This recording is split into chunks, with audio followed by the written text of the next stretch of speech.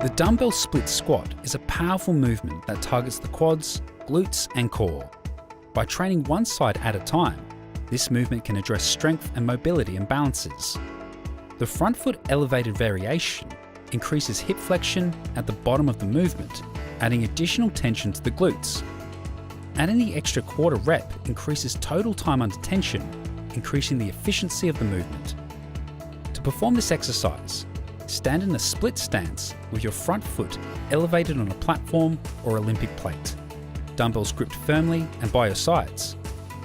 As you descend into the squat, push your front knee forward over the leading toe, ensuring the front foot stays flat. Your torso should remain upright during the entire movement. From the bottom of the range, press up through the front foot for a quarter rep, descend back to the bottom, then press explosively through the heel of the leading foot to return to the starting position.